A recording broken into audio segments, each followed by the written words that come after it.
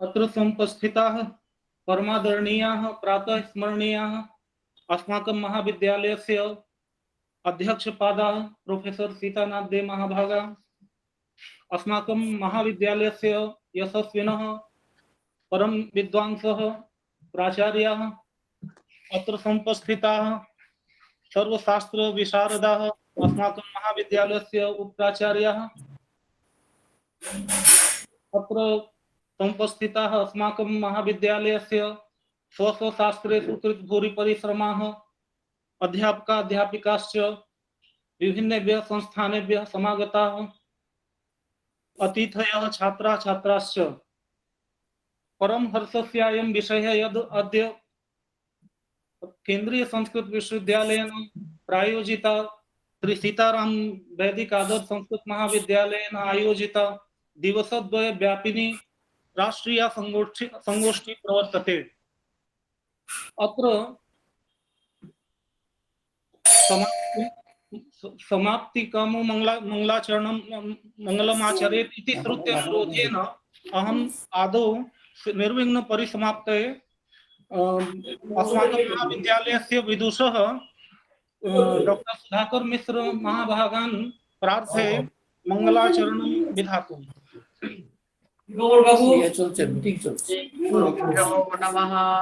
Central university संचिन्तयेत् भगवतश्चरणारविन्दम् वज्राङ्कषड्धर सरोरुह साञ्छनाढ्यम् उत्तुङ्गरक्तविलसन्नखचक्रवाला ज्योत्स्नाभिराहत महद्धृतयान्धकारम् यच्छौचनिःसृतपसरेत् प्रवरोदकेन तीर्थेन मूर्धन्यकृतेन शिवः शिवोऽभूत् ध्यातुर्मनः श्रमलशैलनिसृष्टवज्रम् ध्यायेच्चिरं भगवतश्चरणारविन्दम् जानोद्वयं जलजलोचनया जनन्या लक्ष्म्याखिलस्य सुरवन्दितया विधातुः ओरोर्निधाय करपल्लवरोचिषाय संलालितं हृदि विभोरभवस्य कुर्यात् ओरो सुपर्णभुजयोरधिशोभमाना ओजो निधिरसतिका कुसुमावभाषो व्यालिम्बपीतवरवाससिवर्तमाना काञ्चीकलापपरिरम्भिनितम्बबिम्बम् नाभिह्रदं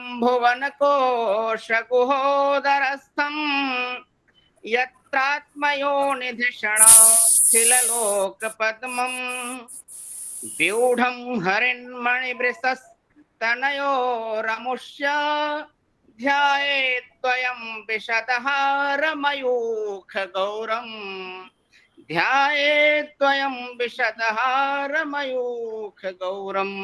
श्री गुरुभ्यो नमः। धन्यवादः। संगीतबद्ध राष्ट्रीय गीत प्रस्तुत्यर्थम् अस्माकं महाविद्यालयस्य छात्रं मयूख मुखोपाध्यायम् अहम् आह्वयामि।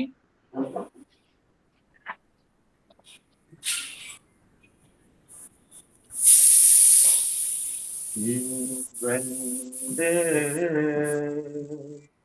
मातरम् वन्दे मातरम् सुजना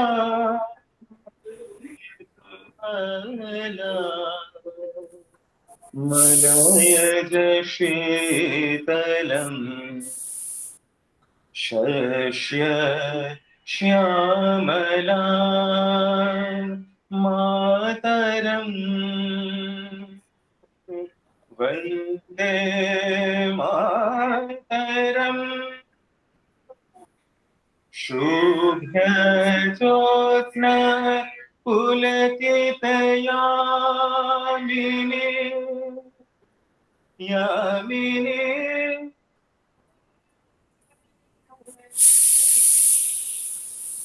शुभ्रज्योत्स्ना पुलकितयामिनी पुण्यकुसुमित द्रुमदल शोभिनी सुहासिनी सुमधुर भासिनी सुहासिनी सुमधुर भाषिणी सुखदा वरदा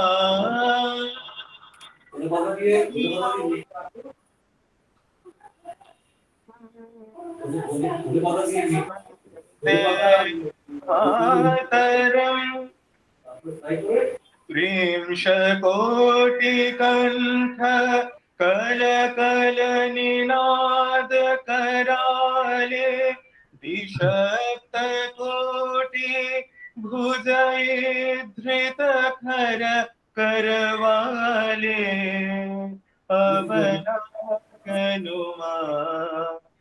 तु बोले बहुबल धारिणी नमामि तारिणी रिपुदल वारिणी मातरम् তুমি পিতা তুমি ধর্ম তুমি কে তুমি মর্ম হে প্রাণ শরীরে বাহুতে তুমি মা শক্তি হৃদয়ে তুমি মা ভক্তি তোমারি প্রতিমা গোরি মন্দিরে মন্দিরে ত্বং দুর্গা দশ প্রহরণ ধারিণী কমলা কমল দল বিহারিণী विद्यादायिनी नमामि त्वं नमामि कमला अमला अतुला सुजला सुफला मातरम् श्यामला सरला सुष्मिता भूषिता धरणी धरणी मातरम् वन्दे मातरम् सरे मम रे म प म प नि नि प नि स द प नि स रे नि स रे ध नि नि प म रे ध नि स वन्दे मातरम् वन्दे मातरम्। धन्यवाद। इसके बाद मैं हमारे महाविद्यालय के प्राचार्य स्वागत भाषण के लिए मैं निवेदन करता हूं।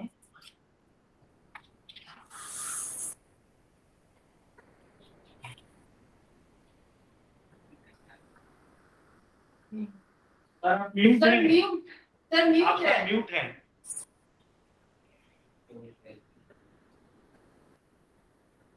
Hello, is it okay?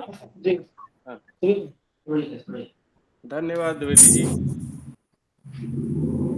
I start with my salutation to the Sakya Muni Buddha and Thakur Sri Sri Sitaram Das Omkarnath Dev and recall their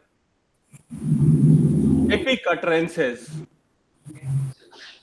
Bhavatu Sabba Mangalam and Sanskrit Bhasha Hok Prachar Vande Guru Paramparam. I seek the permission of Chairman Sir to welcome the delegates and the participants from across the country in the two-day national seminar organized by Sri Sitaram Vaidic Adarsha Sanskrit Mahavidyalaya under the auspices of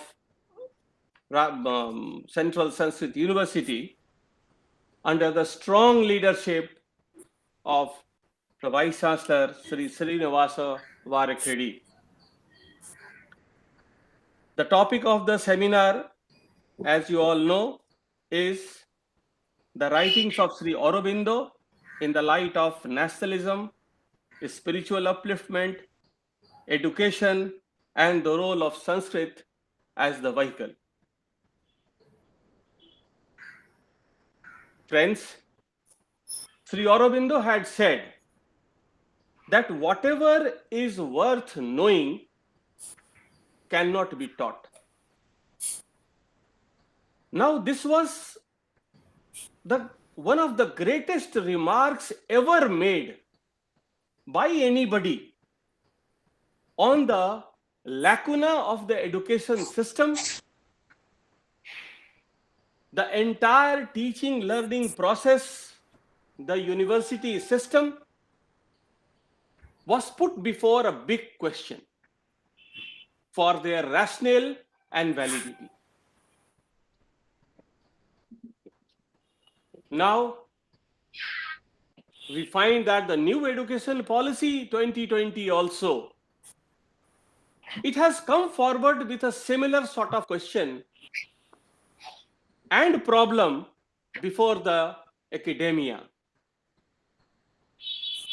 Our chairman, Professor Sitanath Day-ji, wisely enough decided to hold a seminar on Sri Aurobindo writing on the said topic.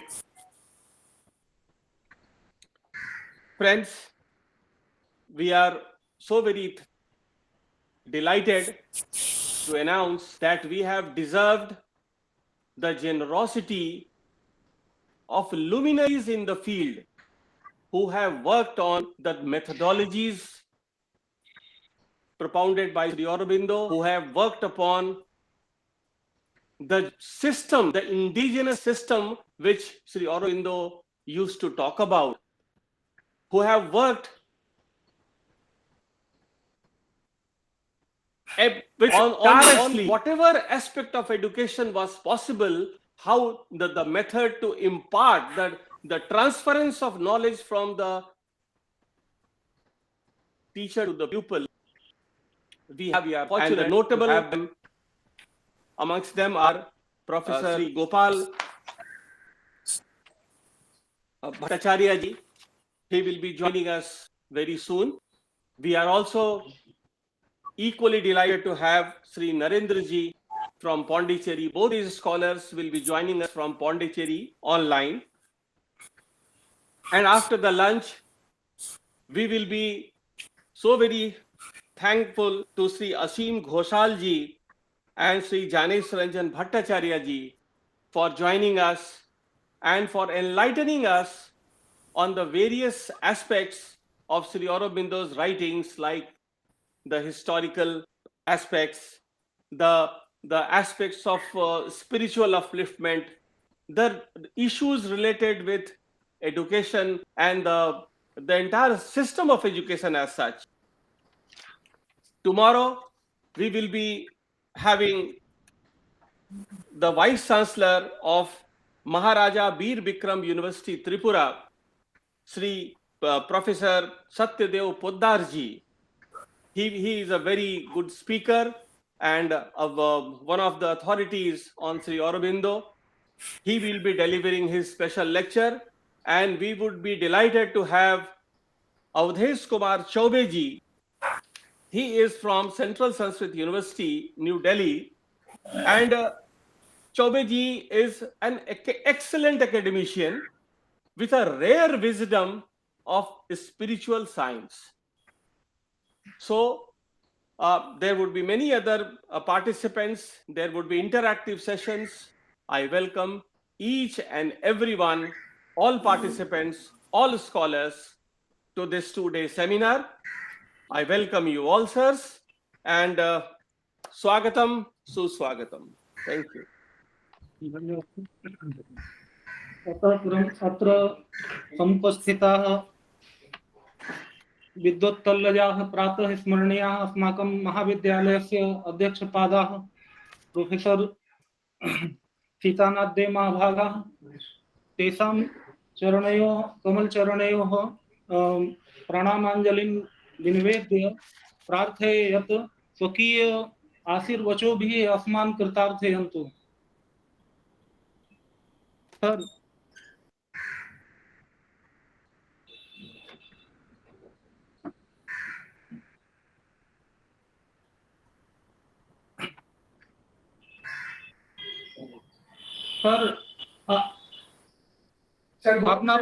আপনার আশীর্বচন হবে sir.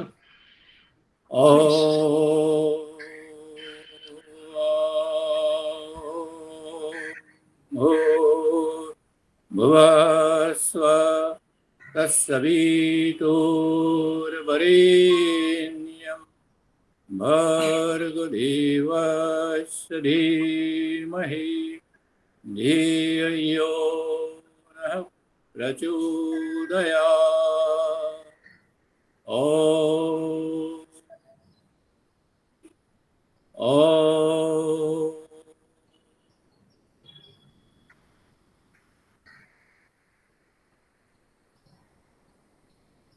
अद्य अस्मिन् सूर्यवसे श्री अरविंद आदिकृत्य या संगोष्ठी आहुता तदेतु सर्वाग्रे श्री अरविंदाय सीताराम महर्षेः नमो नमः। तदनन्तरं केन्द्रीय संस्कृत विश्वविद्यालयस्य उपाचार्य महोदयाय अभिनन्दनं समवेतः सर्वेषां सुरीजनानां शुभकामनाः।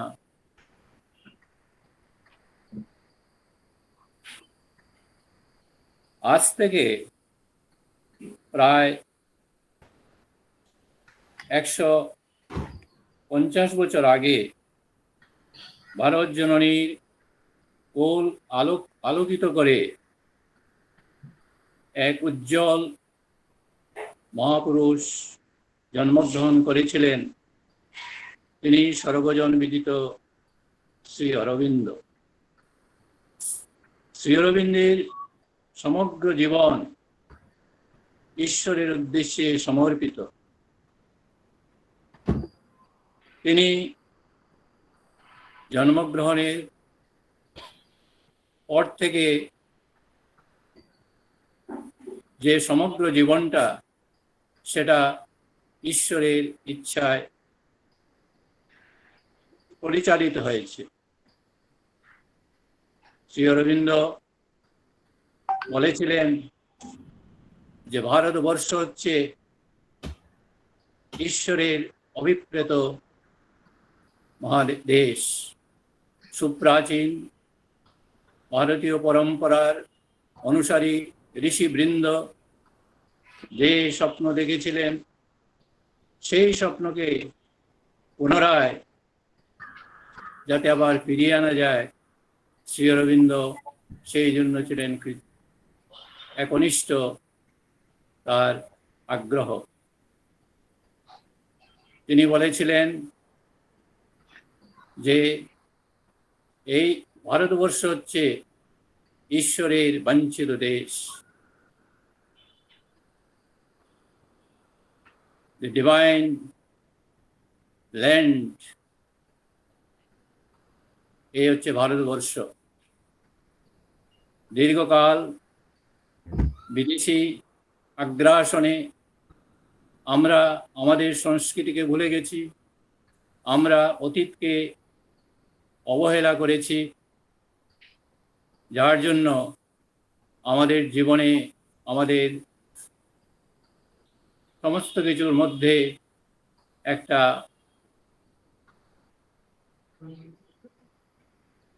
দুরবস্থা এসে উপস্থিত হয়েছিল।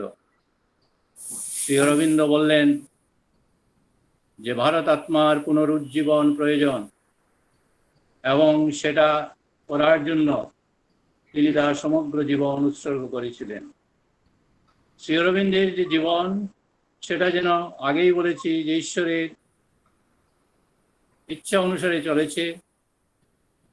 তিনি সেই বাল্যকাল থেকে আরম্ভ করে তার সমস্ত জীবন এর যে গতি, সেটা বিভিন্ন সময় তার মধ্যে পরিবর্তন এসছে, সেটাও তিনি বলেছেন সেটা ঈশ্বরের ইচ্ছায়।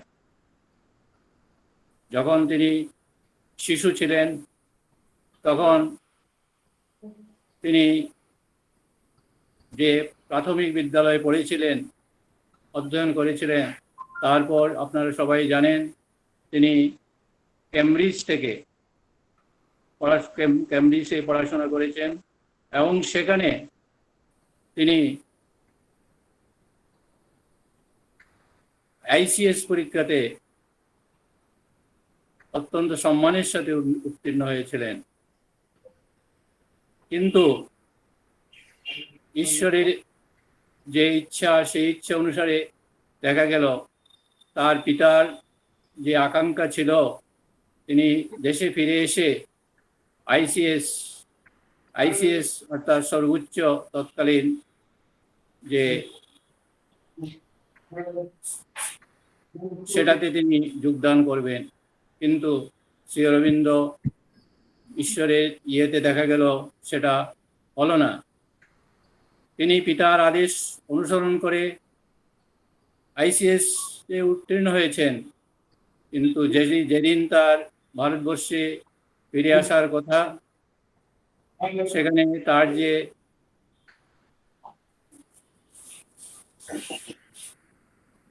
জাহাজ, সেই জাহাজে বোম্বে বন্দরে তিনি অবতরণ করবেন, কিন্তু সেই সময় দেখা গেল যে সে সময় তিনি সেই জাহাজে আসেননি। প্রচারিত হলো যে জাহাজ ধ্বংসপ্রাপ্ত হয়েছে এবং শ্রী অরবিন্দ ইহলোকে নেই। এটা শুনে তার পিতা অত্যন্ত আঘাত পেয়ে তার মৃত্যু হয়ে গেল। শ্রী অরবিন্দ পরবর্তী একটা জাহাজে এসেছিলেন, সেটা এটাই বলা হচ্ছে ঈশ্বরের এবং তার যে গতির সেটা পরিবর্তনের দিক। যাই হোক, ভারতবর্ষে এসে তিনি গাইকোয়াড়ের অনুরোধে তিনি সেখানে শিক্ষক হিসাবে নিজেকে যোগদান করলেন। যাই হোক, এটা বিস্তীর্ণ জীবন, বিশাল জীবন। সেই জীবনের মধ্য থেকে তিনি যে কাজগুলো করে গেছেন, সেটা ভবিষ্যতের যারা পরবর্তী জীবনের যারা অনুসারী, তারা সবাই সেটা হৃদয়ঙ্গম করবেন। শ্রী অরবিন্দ প্রাচীন ভারতবর্ষের যে বিষয়, সেটাকে সঞ্জীবিত করার জন্য তিনি বেদের যে মাহাত্ম্য, সেটা তুলে ধরলেন। যে তার যে বিখ্যাত পুস্তক, সেটা যে বেদের উপর যেটা করেছেন, যে সিনথেসিস অফ সেই বেদের মহিমা, তিনি সেটা করেছেন, তুলে ধরেছেন। তারপর তিনি তার যে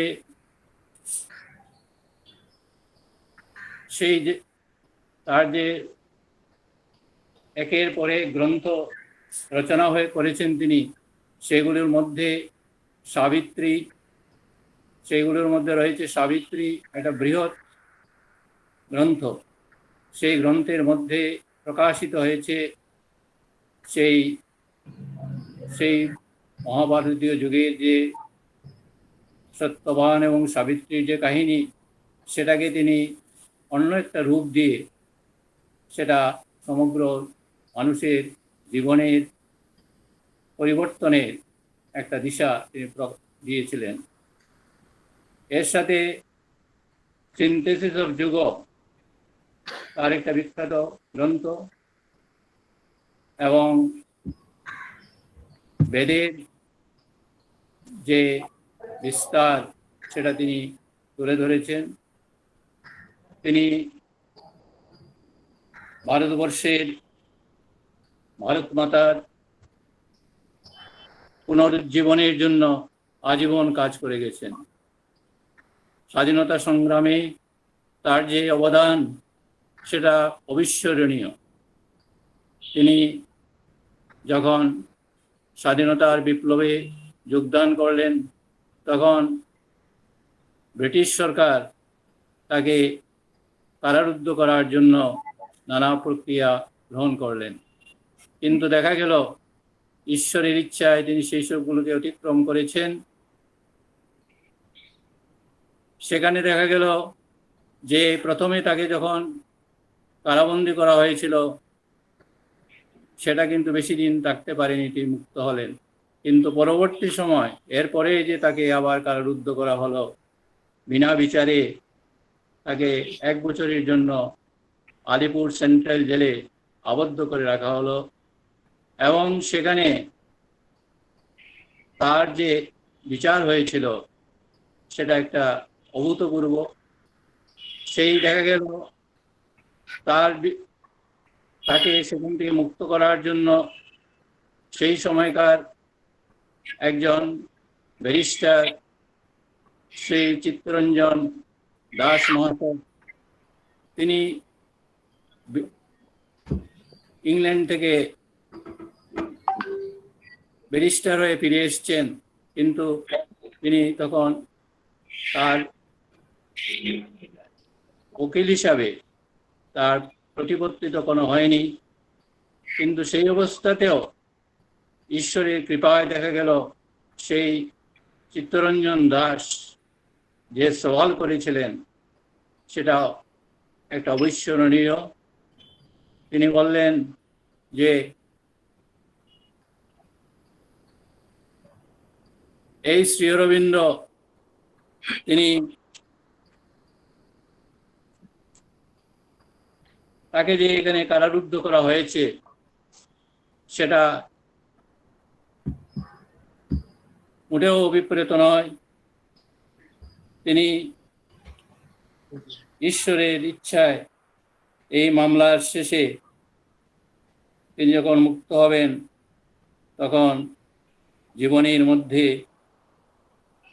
তার পরিবর্তনের দিশা তিনি নিয়ে আসবেন। ব্রিটিশ সরকার সেই যুগের সেই সময়কার একজন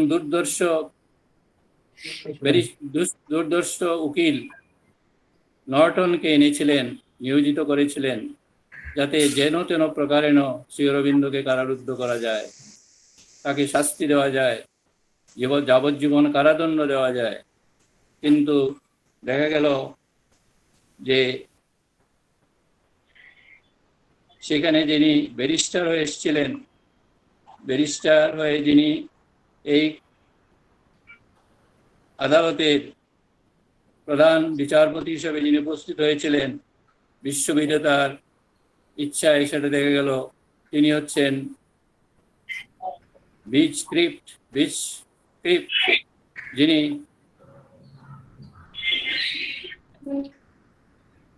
যিনি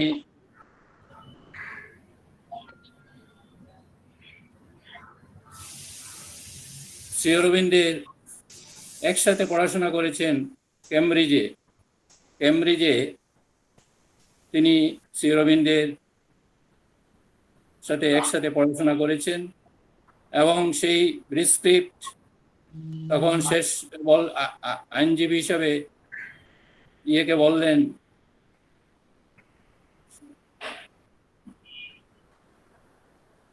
যে আপনার কিছু আর বলার আছে কিনা। তখন শ্রী অরবিন্দের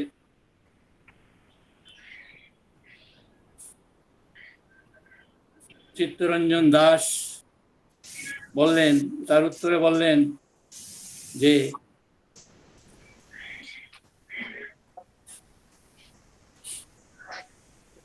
শ্রী অরবিন্দ স্বদেশ প্রেমের কবি, জাতীয়তার ঋষি, মানব প্রেমের উদ্গাতা, বিশ্ববাসী তার অবদান ভুলতে পারবে না। ব্রিটিশ সরকারের কৌশল থেকে তিনি মুক্ত হলেন এবং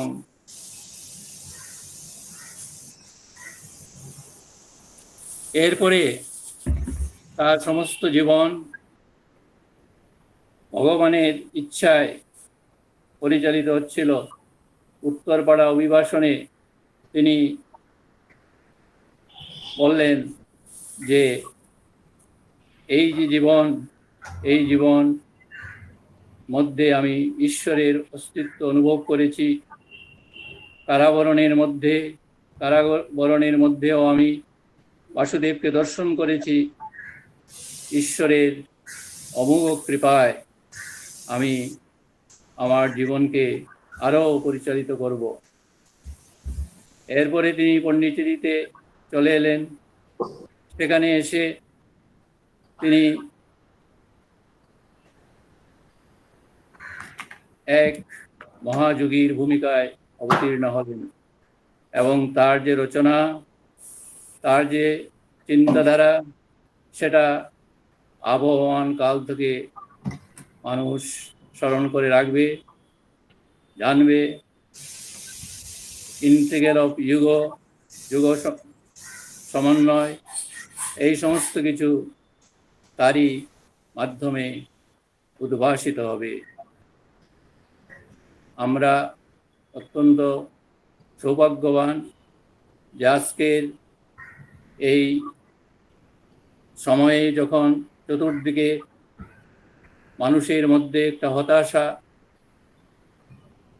দেখা দিচ্ছে, নানা ধরনের আবিল এবং দুর্দশাময় অবস্থার প্রভাব দেখা যাচ্ছে। তার কারণ হচ্ছে মানুষ তার যে মনুষ্যত্ব সেটা হারিয়ে ফেলেছে। সেই মনুষ্যত্বকে ফিরিয়ে আনার জন্য শ্রী অরবিন্দ বলছেন যে আমরা যে শিক্ষা গ্রহণ করেছি সেই শিক্ষার মধ্যে কোনো ত্রুটি রয়েছে। মেন্টাল, এই যে মানসিক শিক্ষা, তার আগে যেটা হয়েছে সেটা হচ্ছে বস্তুজাগতিক শিক্ষা, জড় জীবনের শিক্ষা। সেই শিক্ষার উপরে তারপরে হচ্ছে মেন্টাল, ফিজিক্যাল, মেন্টাল এবং সাইকিক এডুকেশন, এবং তারপরে হচ্ছে স্পিরিচুয়াল হচ্ছে স্পিরিট, ঈশ্বরের শক্তি, সেই শক্তিকে জানা। এবং শ্রী অরবিন্দ বললেন এখানেই থেমে থাকলে হবে না, আমাদের পরিপূর্ণতার মধ্যে পৌঁছতে হবে। সেটা হচ্ছে অতিমানস এবং অতিমানসের সাধনা। সুদীর্ঘকাল সেই পণ্ডিচেরির সুন্দর পরিবেশে থেকে, আশ্রমিক পরিবেশে থেকে তিনি সেই সাধনা করেছেন এবং সেই সাধনার ফলশ্রুতিতে ভারত আবার জগৎ সভায় শ্রেষ্ঠ আসন লবে, এই প্রার্থনা, এই অভিপ্সা আমরা রাখি।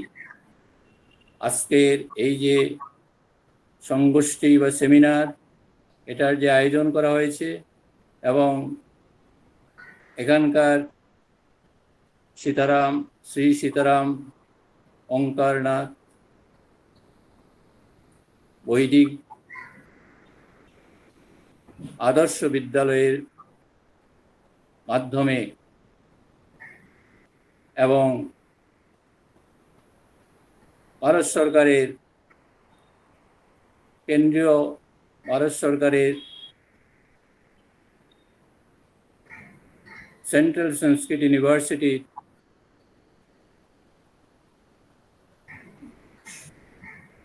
माध्यमे এই সংগোষ্ঠীটা আয়োজিত হয়েছে দ্বিদিবসীয়। এই সংগোষ্ঠীতে যারা অংশগ্রহণ করবেন তারা বিভিন্ন বিষয় নিয়ে আলোচনা রাখবেন। আমরা অত্যন্ত আনন্দিত এবং বিশেষ করে এই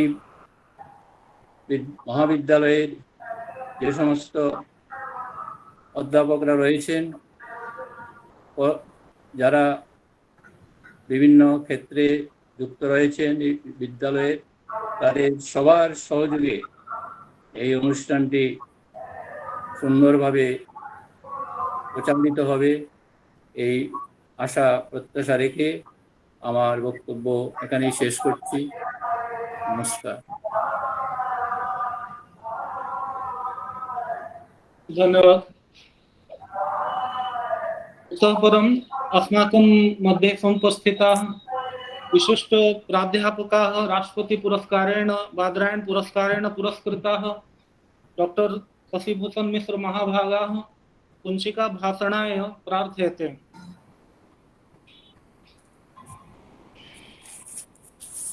सदाशिवसमारम्भां शङ्कराचार्यमध्यमाम् अस्मदाचार्यपर्यन्तां वन्दे गुरुपरम्पराम्।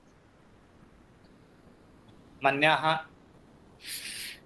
अस्य प्रतिष्ठित महाविद्यालयस्य प्रबन्धनसमितेः अध्यक्षाः गुरुचरणाः सर्वतन्त्र स्वतन्त्राः सर्वजनपूज्याः आचार्याः सितानाथ दे महोदयाः, अस्य महाविद्यालयस्य यशस्विनः प्राचार्याः, बहुशास्त्रवेत्तारः, सर्वेषां पूज्याः प्रियाः अस्माकम् अग्रजाः प्रोफेसर सोमेश कुमार मिश्र महोदयाः, अस्य महाविद्यालयस्य उपाचार्याः, साहित्यशास्त्रे कृतभूरि परिश्रमाः, आजीवन संस्कृत सेवकाः आचार्याः सुरेश कुमार बंदोपाध्याय महोदयाः, अत्र समुपस्थिताः अस्माकं बान्धवाः तथा छात्र बान्धवाः।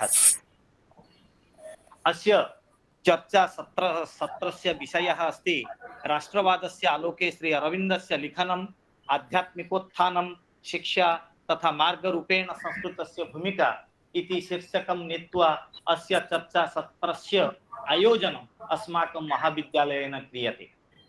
किमर्थं साम्प्रतिक समाजे अस्य चर्चा सत्रस्य का वा आवश्यकता अस्ति, अस्य विषयस्य वा का आवश्यकता अस्ति इति विषये यदा मनसि प्रश्नाः आयान्ति तथा अस्य चर्चा सत्रस्य आवश्यकता अनुभूयते किल। अधुना किं भवति न अधुना प्रायतः समाजे वा जगति दृश्यते राष्ट्रवाद वर्सेस प्रान्तवाद। आमी बांगाली, मी मराठी इति रूपेण प्रान्तवादस्य प्रचारः प्रसारः च जगति दृश्यते, परन्तु केचन जनाः प्रान्तवादं नीत्वा जीवन्ति, पुनः बहवः जनाः राष्ट्रवादं नीत्वा जीवन्ति। अरविन्दस्य जीवने प्रान्तवादस्य प्रभावः न आसीत्, तस्य जीवने वा तेषां महत् जीवने राष्ट्रवादस्य सदैव प्रभावः आसीत्, अंतर्राष्ट्रीय राष्ट्रवादस्य प्रभावः आसीत्। अतः सर्वे जनाः राष्ट्रवादे विभूषिताः भवन्तु इति विचारं मनसि निधाय अस्य चर्चा सत्रस्य आयोजनं लक्ष्यम् इति अस्माकं महाविद्यालयस्य आचार्याणाम् अभिप्रायः। पुनः अत्र किं भवति न केचन जनाः अधुना मनसि चिन्तयन्ति राष्ट्रस्य कृते अहं वा राष्ट्रं मम कृते, I am for the country or country is for me। तो केचन चिन्तयन्ति राष्ट्रं मम कृते किञ्चित् न करोति, अहं किमर्थं राष्ट्रस्य कृते करिष्यामि इति हीनभावनया दूषिताः केचन जनाः सन्ति। तेषां हीनभावनायाः दूरीकरणार्थं कि राष्ट्रस्य कृते अहं राष्ट्रस्य कृते करिष्यामि, राष्ट्रस्य अंगभूतः अहम्, एतदर्थम् अस्य चर्चा सत्रस्य आवश्यकता अस्ति। एतदर्थम् अस्माकं प्राचार्याः अस्याः भावनायाः प्रचारार्थं प्रसारार्थम् अस्य चर्चा सत्रस्य आयोजनम् आचार्यैः कृतम् अस्ति। पुनः किं भवति न साम्प्रतं कदाचित् संकुचित धर्म versus शाश्वत धर्म अनयोः मध्ये विवादः परिदृश्यते। अनयोः मध्ये यः विवादः अस्ति तस्य विवादस्य परिशमनार्थम् अस्य चर्चा सत्रस्यापि आवश्यकता अस्ति। पुनः अस्य चर्चा सत्रस्य अपरः एकः महती आवश्यकता विद्यते आध्यात्मिक राष्ट्रवादस्य पुनः प्रसारण। अरविन्दः आध्यात्मिक राष्ट्रवादस्य महान् पृष्ठपोषकः आसीत्। तस्य विचारे spirituality is India's only politics and the fulfillment of the Sanatan Dharma is the only Swaraj. Again, they vadanti Mother India is not piece apart, she is power, a godhead for all nations have such a Devi supporting their separate existence, keeping it in being.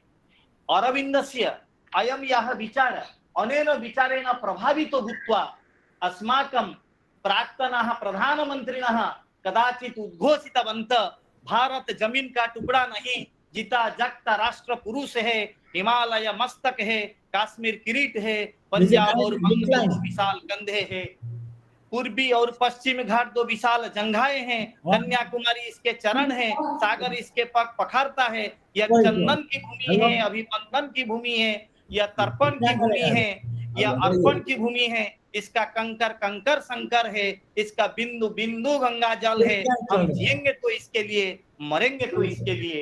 Vajpayee महोदयानाम् अयं यः विचारः आसीत्, अयमेव विचार अरविन्दस्य विचारेण एव प्रभावितो भूत्वा वाजपेयी महोदयः अनेन प्रकारेण उक्तवन्तः, अरविन्दः अपि उक्तवन्तः, finally Swaraj is not possible without unity of speech, of intellectual conviction and the unity of heart that springs from love.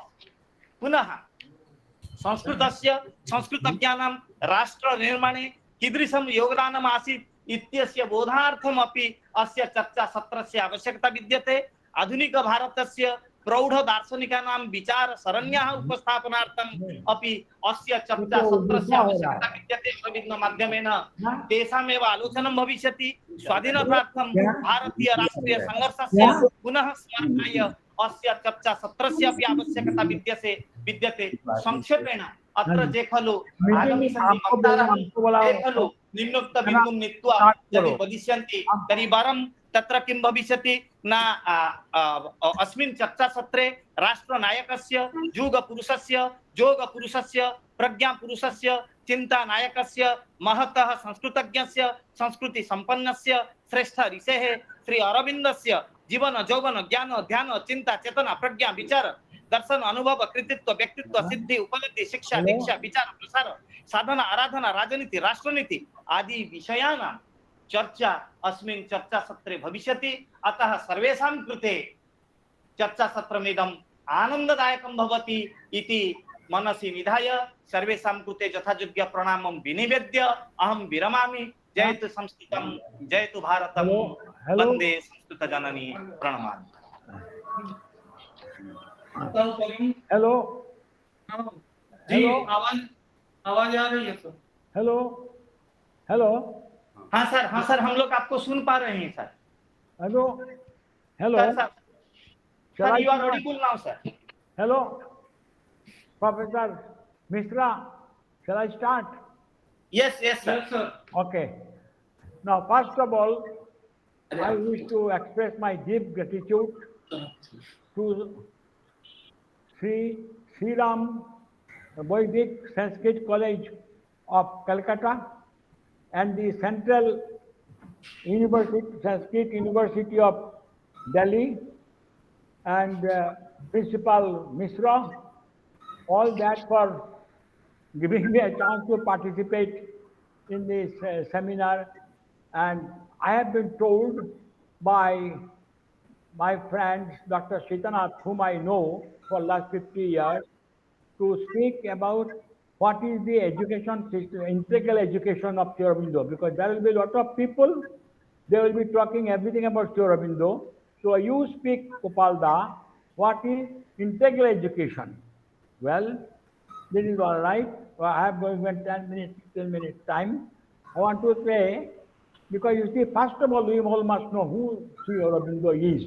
So I think everybody knows. Everybody knows Sri Aurobindo threw aside his material well-being in enviable position of a civil servant and jumped into national movement to liberate Mother India, etc., etc. But what Mother says about Sri Aurobindo, what Sri Aurobindo represents is not a teaching, not even a revelation, it is a mighty action straight from the Supreme. Now, when I study Sri Aurobindo's life, I find it was a continuous fulfillment of the will of God. Sri Aurobindo, a master patriot, became a master yogi, a unique phenomenon in human history with a significance for the whole world. Now, on one very incident, I think it would be out of place to mention, when Sri Aurobindo was in jail, in central Alipur, central jail, once at the summit of his consciousness, he cried out, whether really God exists or not. He was telling, if there is a reason why I am here, I came to Mother India, and here I am now. At that time, I will quote what he exactly his own words. Lord Vasudeva, as in his Uttarpada speech, he has written very beautifully these things, appeared before him and asked him, Aurobindo, what is your wish? Sri Aurobindo replied, O Lord, if thou art, thou knowest my heart. Thou knowest, I do not ask for moksha. I do not ask for anything which others ask for. I only ask for strength to uplift this nation and these people whom I love and to whom I pray that I may devote my life for them. Well, it inspired me so much at the age of 19 when I first saw Sri Aurobindo's book and came and met the mother in 1956. These words, it was boiling in my blood. Now, this is Sri Aurobindo, you see. And then Lord replied, Aurobindo, independence of India is certain, and your work lies somewhere else, and that is for the whole of mankind. And then, after being acquitted, everybody knows it, he came to India, Pondicherry in 1910. And today, this ashram, well, it was established by his spiritual partner, the mother. She established this ashram, and the part of it to spread outside Sri Aurobindo society. All this you see, And this ashram, when it was grown up, it evolved slowly. And she has established this center of education. In 1951, she started with the children of the devotees from outside, and some people who are living there have come to practice like divine. So there you see she started. At that time, it was inaugurated by Dr. Shamaprasad Mukherjee, 1951, the Education Minister of India. He came himself and started the Center of Education, you see. Now, in this Center of Education, she has started a new system called integral education. Now, what is integral education? See, now that is, and nowhere in the world it is. I have spoken this about in the UNESCO, United Nations many times. They came from here, so they are surprised. What is this education? Now, that education absolutely different than the existing system of education throughout the world. First of all, you see here, she takes the children from the age of 3 and 5. They study in the kindergarten. They start their own language, whatever it is a German or a Russian or a Brazilian or an Indian Muria or the Bengali. Everybody, he has to learn his own mother tongue. The Sanskrit medium of education is French, and then education up to 12th class Sanskrit is compulsory. After 12th class, you can go for other subjects, you see. Now here is the system, that in the system there is no like other that first, second, something, and you go from this class to that class. No. For that, I tell you an example. I mean, the last 2 years, because of this COVID problem, situation has come down. We had around 1,400 students in the from kindergarten to graduation, and there were 900 teachers and professors. What is the ratio? Tell me. Now, this is what you see. Then he started, and then from you see, each and outside one man teacher starts about 30, 40 students. Section A, section B. It's not like that, you see. So that is what they are doing. and then the teacher, they study, and they don't say that this is your first class, this is 10 class, that. From kindergarten, then you see you go up by up, they studied, and they know their secret things, you see, because mother said, first of all, the system in this general education, which is first, is second, creates jealousy, and jealousy inaugurates animosity. So there must not be any competition.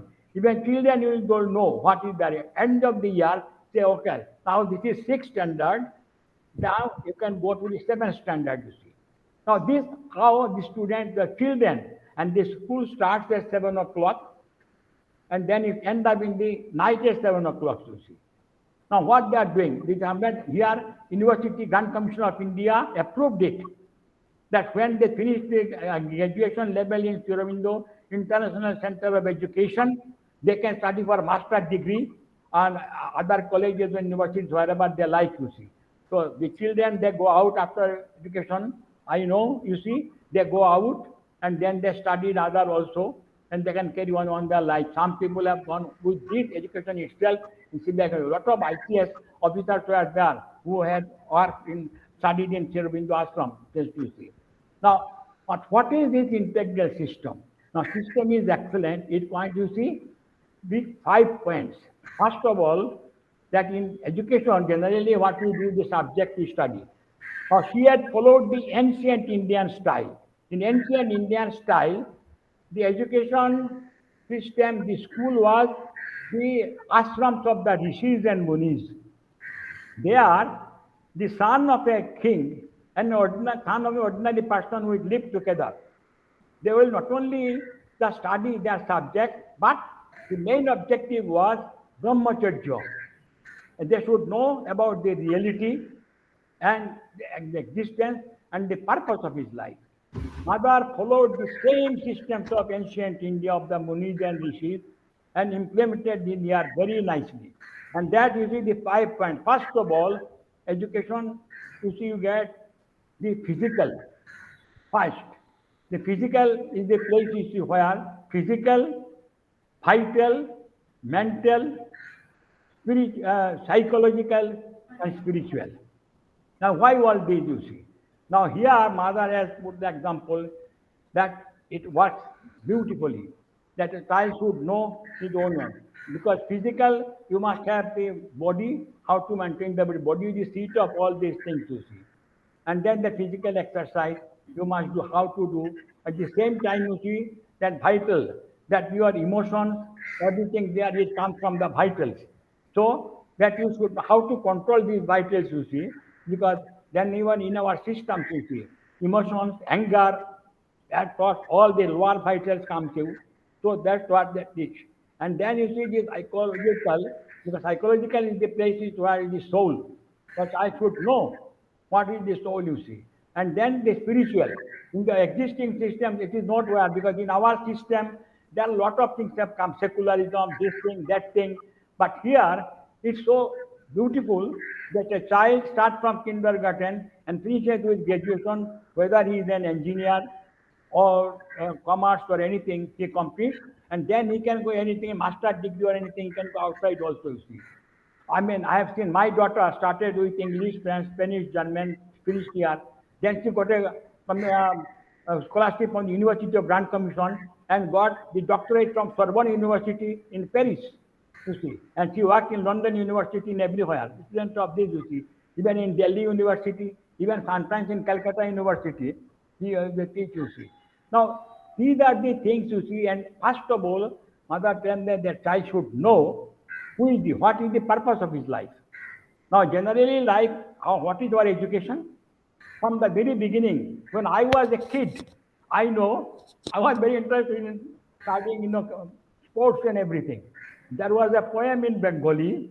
It says, "Lekha poda kore jei, gadi guda chore sei." The main aim of the education is a profession, good profession, and that is continued. You see, after the British establishment, the same thing continued in India. Well, because all economy oriented. Oh, you become an engineer, you become a doctor, you become do this. But nobody bothers about what the soul of that child, what is the purpose, what does he want. They all impose everything, you see. Now that's what is in here, and people, UNESCO, when I was the representative of Sri Aurobindo Society in UNESCO, the special team came and studied.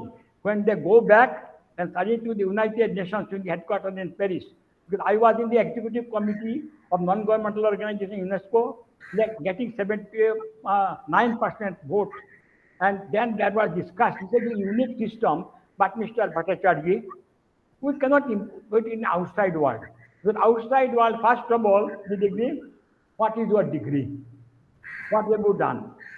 Well, here system is such, they learn everything, but they don't get any degree, or they only complete the Sri Aurobindo Center of Education has finished this education. He is the graduate of this subject or anything like that, you see. So this is the integral system of education is covered within life. So in ancient India, that was the system, and mother followed it, you see. And that's what the Sri Aurobindo ashram. We have got the people and other things. They come and see, and they study. There are even people also Americans. I said that I heard Mr. Professor Mishra came to ashram once and visited the Samadhi, etc. So he is very lucky, you see. So see that they know. And in our country itself, and Odisha followed the same thing, you see. About 600 schools are there. Followed the same thing, because I traveled to Odisha many times. I have seen that, you see. So slowly, but it will take time, you see. It will take time. Ultimately, things will change, ultimately. Because Mother herself says, you see, whether anybody believes or not, supermind is a fact. Even most unwilling and the blind will be obliged to recognize it. And this is what is happening every step. I have visited under higher guidance 140 countries of the world. And I have seen how world is preparing for a big change. In 1970, Mother gave a message. I was there to receive in their own card, is infused to give, and they say, world is preparing for a big change. Would you help? Now that was 70. Now the first 72 in Sri Aurobindo's birthday itself, you see, what Sri Aurobindo said one day, on 15th of August, 1947, in his message to nations, he said, India is free, but she has not achieved unity. Only a fissured and broken freedom. But by whatever means, the division must and will go. In 1972, you see, that a chance has come for the united again. The one part of Pakistan became Bangladesh. Like this, you see, it could be the whole thing again combined, but there are a lot of politics and other nations involvement, but gradually it is going on. What Sri Aurobindo says, it must be true, you see. Every word he said, the Cripps Commission came to India, about future of the India, what he said is all recorded now. That every word came true, you see. So this is all, we are also grateful, and I am very happy that Sri Aurobindo's all things, silently, Odisha is a state. Highest number of the devotees and sadhaks come from Odisha. They followed. Mother herself said, what is the reason for it, you see. So I have given only in my letter, Principal Mishra said, I have got my 10 to 15 minutes time. So I think I have already covered. And thank you very much for inviting me. I think I have not wasted your time. Thank you, sir. And I really thank you very much. They have organized this seminar. Okay? Thank you very much. Be well and be happy and remain happy. अतः परम विशिष्ट वक्तारः doctor Jinesh Ranjan Bhattacharya. ओम विशाल विश्वस्य विधानवीयं परं वरण्यं विधि विष्णु सर्वै वसुंधरा वारि विमान वह्नि वायुस्वरूपं प्रणवं विवन्दे। যুগন্ধর পুরুষ যুগপুরুষ শ্রী অরবিন্দের 150তম জন্মবর্ষে শ্রী অরবিন্দ এবং শ্রী মায়ের রাতুল চরণে প্রণাম জানিয়ে আজকের এই মহতি সভায় আমি আমার আলোচ্য বিষয় উপস্থাপন করতে যাচ্ছি। সঞ্চালক যে দীর্ঘ মানে বিষয়সূচি বলার জন্য আমাকে নির্দেশ দিয়েছেন, কিন্তু সময়ের দিকে তো অবশ্যই তাকাতে হবে। আমাকে নির্দেশ করা হয়েছিল যাতে আমি 30 মিনিটের মধ্যে আমি আমার বক্তব্য উপস্থাপন করি। সেই হিসেবে আমি আমার নির্দিষ্ট বিষয়েই প্রবেশ করব। আমি আমার বক্তব্য বিষয়টা আজকে রাখছি পাশ্চাত্য বেদব্যাখ্যা ও শ্রী অরবিন্দ। আশা করি উপস্থিত সভা আমাকে সে অনুমতি দেবে, মাননীয় চেয়ারপারসন আমাকে সে অনুমতি দেবেন। মাননীয় সভাপতির অনুমোদন ক্রমে আমি আমার বক্তব্যে প্রবেশ করছি। স্যার স্যার ঢুকেছেন, স্যার আমার প্রণাম নেবেন।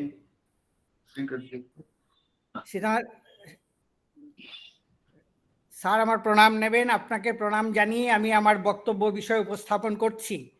কারণ এই বেদ ভাবনা এবং অরবিন্দের ভাবনা আপনি প্রথম সঞ্চার করেছিলেন আমার অন্তরে। সেই আজ থেকে প্রায় 47 বছর পূর্বে যখন আমি কলেজে ফার্স্ট ইয়ারে আপনার ছাত্র ছিলাম। তাই স্যার আপনাকেই আমার প্রথম প্রণাম। আমাদের বিষয়টা আমি বলে নিয়েছি যে পাশ্চাত্য বেদব্যাখ্যা এবং শ্রী অরবিন্দ। আমরা পরম সৌভাগ্যবান, আমরা ওই দেশে এই দেশে জন্মেছি যে দেশে বেদ মূর্ত হয়েছে। কারণ বেদজ্ঞান স্বয়ম্ভূ, জ্ঞান কখনো মনুষ্য রচিত নয়। ক্রান্তদর্শী ঋষিদের মনে জ্ঞান প্রকট হয়। আমি একটা উদাহরণ দিয়ে আমি আমার বক্তব্যে যাচ্ছি।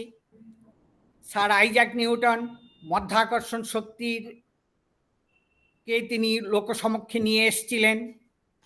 স্যার আইজাক নিউটনের মধ্যাকর্ষণ শক্তি জনসমক্ষে আসার পূর্বে গাছের আপেল নিচের দিকে আসতো না, নিচের দিকে আসতো, উপরের দিকে যেত না।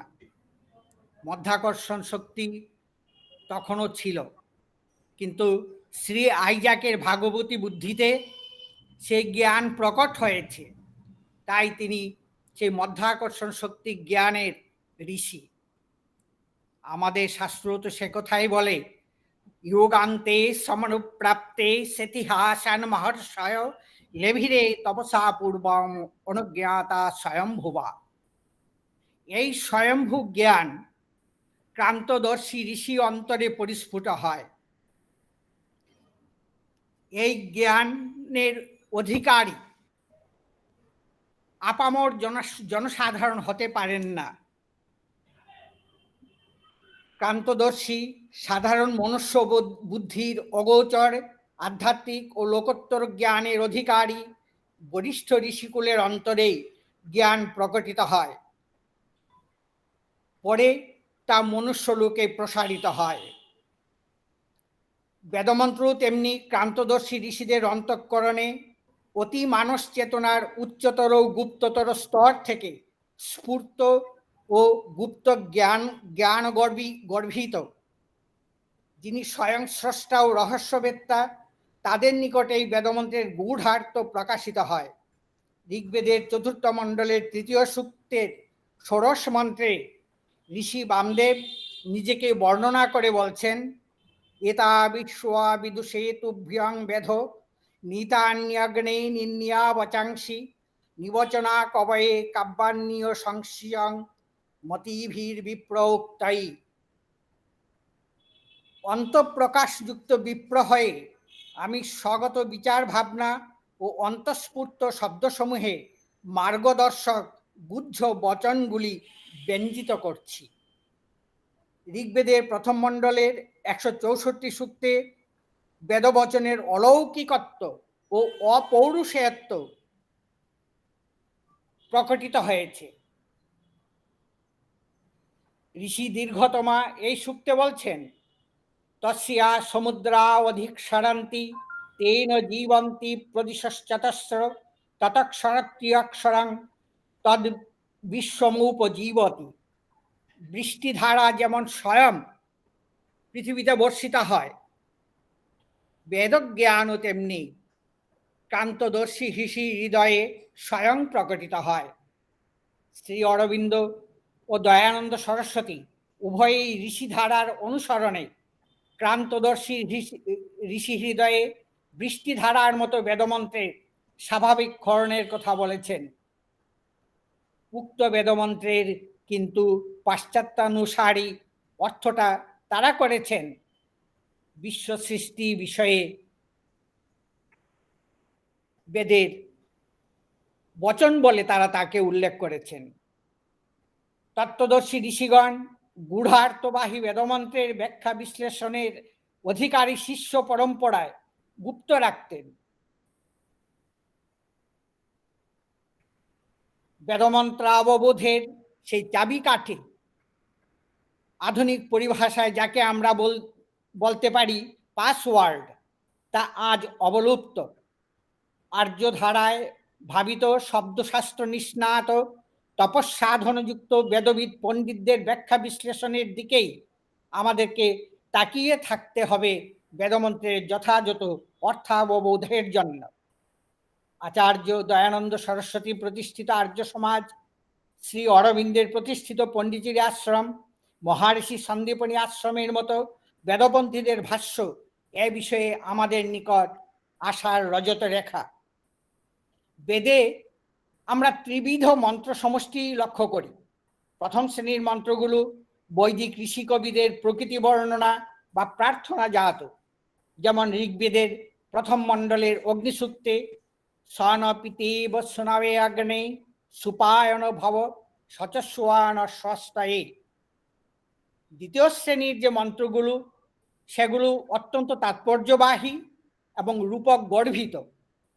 রূপকের আড়ালে ঋষি গূঢ় রহস্যের উপস্থাপনা করেছেন, যেমন ঋগ্বেদের প্রথম মণ্ডলের উষা সূক্তে অধিপেশাংসি বপতে নৃতুরি পানুতে বক্ষ উৎসেব বর্জাহম জ্যোতির্বিশ্বস্মৈ ভুবনায় কৃণতি গাবন বজ্রং বুয়া আবর্তম। তৃতীয় শ্রেণীর যে মন্ত্রগুলো, তা নিতান্তই যে চতুর্বিধ বাক পড়া, পশ্যন্তি, মধ্যমা এবং বৈখরি, তার মধ্যে প্রথম তিনটি বাক অবলম্বনে রচিত। বৈখরি তথা মানবীয় ভাষায় সেই মন্ত্রগুলোর ব্যাখ্যা বিশ্লেষণ চলে না। সেইগুলো পড়া, পশ্যন্তি এবং মধ্যমা বাক সিদ্ধ ঋষিদেরই অনুভবের যোগ্য, এবং তারা সেটা অনুভব করে ঋষি পরম্পরায়, শিষ্য পরম্পরায় তারা তা সংরক্ষিত রাখতেন। যেমন ইয়াং বেদিহি পরো অন্তঃ পৃথিব্যা অয়ং যজ্ঞ ভুবনস্য নাভি অয়ং সোমো বিষ্ণু অশ্বস্বরেত ব্রহ্মায়ং বাচঃ পরমং বোম। নিরুক্তকার যাস্কাচার্য অন্যভাবে বেদমন্ত্রের তিনটি ভাগ করেছেন। একটি অধিযজ্ঞীয় বা কর্মকাণ্ডীয়, দ্বিতীয়টি আধিদৈবিক অর্থাৎ দেবতা স্বরূপাত্মক, অন্তিমটি আধ্যাত্মিক, যেটিতেই নিহিত বেদের প্রকৃত তাৎপর্য এবং যা অধিগত হলে অন্য অর্থ সব শীর্ণ হয় বা খণ্ডিত হয়ে যায়। নিরুক্তকার যাস্ক এ প্রসঙ্গে বলেন, বেদের সত্য অর্থের সাক্ষাৎকার হয় ধ্যান যোগে বা তপস্যার দ্বারা। এর প্রয়োগে যারা সমর্থ, তাদের অন্য কোনো বাহ্য সহায়ের প্রয়োজন হয় না। শ্রী অরবিন্দ মনে করতেন, যাস্কের এই উক্তি অতি সুস্পষ্ট ও অসন্দিগ্ধ। বেদে নিহিত রহস্য তত্ত্বই পরবর্তী ভারতীয় দর্শন, সভ্যতা, সংস্কৃতি, কৃষ্টি ও ধর্মের মূল উৎস। এ ধারণা ঐতিহাসিক তথ্যের দ্বারা অধিকতর সমর্থিত, কিন্তু ইংরেজ ইস্ট ইন্ডিয়া পোষিত ইউরোপীয় মতবাদে ভারতীয় ধারণা তুচ্ছ ও নগণ্য। পরাবাক আশ্রিত বেদমন্ত্র সাধারণ বুদ্ধির অগম্য, তপনিষ্ঠ ক্রান্তদর্শী ঋষির ভাগবতী বুদ্ধিতেই বেদমন্ত্র প্রকটিত হতে পারে। সেখানে ঋষিরক্ত বর্জিত পাশ্চাত্য বুদ্ধির প্রবেশাধিকারের প্রসঙ্গই আসে না। বেদের রূপকাশ্রিত মন্ত্র ও পাশ্চাত্য পণ্ডিতগণ ব্যাখ্যা বিশ্লেষণ করতে গিয়ে সত্যার্থের পরিবর্তে কদর্থই প্রকাশ করেছেন। যেমন ঋগ্বেদের উষা সূক্তগুলিতে প্রযুক্ত গো শব্দ যে আলোর প্রতীক তা প্রাজ্ঞ ভারতীয় মনীষায় পুনঃ পুনঃ উদ্ভাসিত হয়েছে। অনেক দৃষ্টান্ত আছে ওই রকম। আমি সময় সংক্ষেপের জন্য এই একটা মাত্র দৃষ্টান্ত গো শব্দটিকে ধরেই আমি আমার বক্তব্যে যাব। নিরুক্তকার যাস্ক ও আলোর প্রতীক রূপে গো শব্দ গ্রহণ করেছেন। আচার্য সায়ন ও যাস্ককেই অনুসরণ করেছেন। কিন্তু পাশ্চাত্য পণ্ডিত ম্যাক্স মুলার দু একটি ক্ষেত্র ব্যতীত প্রায় সর্বত্রই গো অর্থে গাভী অর্থ গ্রহণ করেছেন। যেমন ঋগ্বেদের প্রথম মণ্ডলের 92 সূক্তের চতুর্থ মন্ত্রটি। ম্যাক্স মুলারের অনুসরণে মন্ত্রটির অনুবাদে বলা হয়েছে, উষা নর্তকীর ন্যায় রূপ প্রকাশ করছেন এবং গাভী যেমন দোহনকালে স্বীয় উধব প্রকাশ করেন, সেরূপ উষাও স্বীয় বক্ষ প্রকাশিত করছেন। গাভী যেমন গোষ্ঠে শীঘ্র গমন করে, সেরূপ উষাও পূর্ব দিকে গমন করে বিশ্বভুবন প্রকাশ করত অন্ধকার বিশ্লিষ্ট করছেন। যুগন্ধর ঋষি শ্রী অরবিন্দ এ প্রসঙ্গে বলছেন, গু গৌ ইহাদের দুটি অর্থ থাকে, গাভী ও রশ্মি। প্রাচীন ভারতীয় ভাবধারায় সত্তা ও চেতনা পরস্পরের বিভিন্ন দিক মাত্র, আর যে অদিতি অর্থাৎ অনন্ত অস্তিত্ব থেকে দেবতাদের জন্ম হয়েছে এবং যাকে বর্ণনা করা হয়েছে এমন মাতা বলে, যার 7টি নাম ও 7টি আসন, সপ্তধামানি, তাকেও ভাবা হয় অনন্ত চেতনা বলে। গাভী বলে সেই আদি জ্যোতি বলে, যা ব্যক্ত হয় 7টি রশ্মিতে, সপ্তগাবহ। সুতরাং অস্তিত্বের সপ্তবিধ তত্ত্বকে চিত্রিত করা হয়েছে সমুদ্রজাত নদীরূপে সপ্তধেনব এবং অন্যদিক থেকে সর্বস্রষ্টা পিতা সূর্য সবিতার রশ্মি রূপে সপ্তগাবহ। উষা সূক্তগুলিতে গো যে আলোর প্রতীক তা স্পষ্ট। উষাকে ঋগ্বেদে সর্বদাই বর্ণনা করা হয়েছে গোমতী বলে। ইহার অর্থ শ্রী অরবিন্দের মতে জ্যোতির্ময়ী বা দীপ্তিময়ী। গোমতী শব্দের আক্ষরিক অর্থ হয় গরুতে ভরা। এই অর্থটা নিশ্চয়ই বেদের অভিপ্রেত ছিল না, কিন্তু পাশ্চাত্য পণ্ডিতগণ এই পদার্থটা তারা নিঃসংক চিত্তে একের পর এক প্রকাশ করে গেছেন। গোমতীর ন্যায় উষা অশ্বাবতী, অশ্নুতে ব্যাপনুতে উষা ব্যাপনশীলা। ফলে গোমতী, অশ্বাবতী, উষা ব্যাপনশীলা আলোকেরই প্রতীক। প্রথম মণ্ডলের 92 সূক্তের ষোড়শ মন্ত্রে বলা হয়েছে, অশ্বইনা বর্তিরস্মদা গোমদস্রা হিরণ্যবৎ অর্ভাগ্রথং সমনসা নিযচ্ছতাম। এই মন্ত্রে অশ্বিদের বলা হয় তারা যেন তাদের রথ চালিয়ে নিম্নে এমন পথের উপর চলেন যা উজ্জ্বল ও স্বর্ণবর্ণ। উষা সম্বন্ধে বলা হয় যে অরুণ বর্ণের গাভীরা কিংবা অরুণ বর্ণের অশ্বরা তার রথ বহন করে। জুমতে গাবম অরুণাম অনেকম সূক্তটা ঋগ্বেদের প্রথম মণ্ডলের 124 সূক্তের 11 মন্ত্র। উষা অরুণবর্ণের কিরণ রাজি যুক্ত করেন। সপ্তম মণ্ডলের 75 সূক্তে বশিষ্ঠ ঋষি উষাকে স্তুতি করে বলেছেন, নুন গোমদ বীরবদ্ধেহি রত্নমুষস অশ্বাবত পুরুভোজে অশ্মে মান বর্হি পুরুষতা নিদে কর্যং পাত স্বস্তিভি সদান।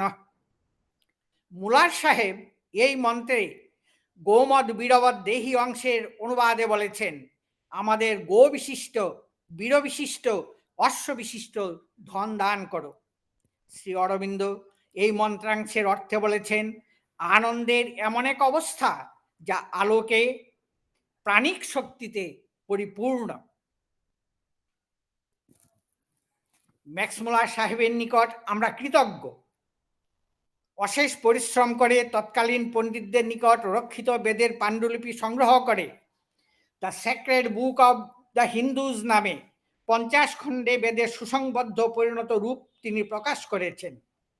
স্বামী বিবেকানন্দ অকুণ্ঠ ভাষায় মুলার সাহেবের কৃতিত্বের প্রশংসা করেছেন।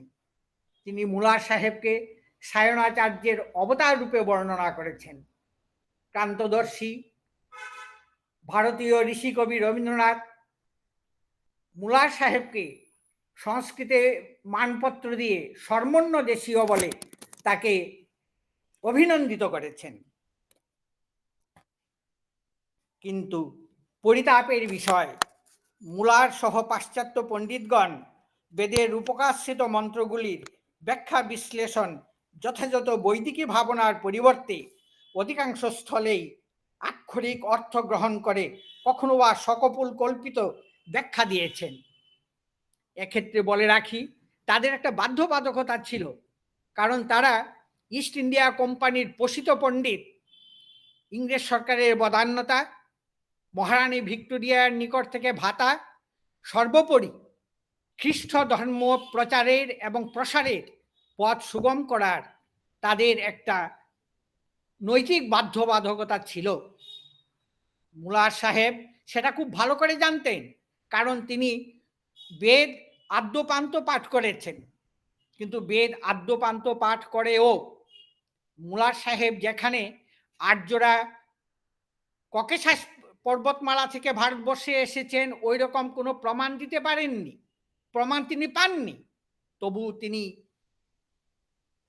অনর্গল বলে গেছেন যে আর্যগণ ভারতবর্ষে অনুপ্রবেশকারী।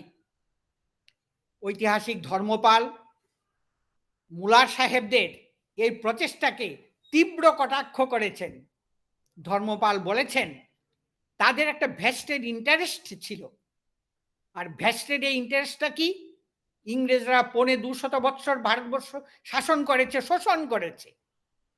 তারা ভারতবর্ষের শাসন এবং শোষণকে প্রতিষ্ঠিত করার জন্য তারা এই গল্প রচনা করেছে। গল্পটা কি না, ভারতবর্ষ চিরদিন লুঠের রাজত্ব।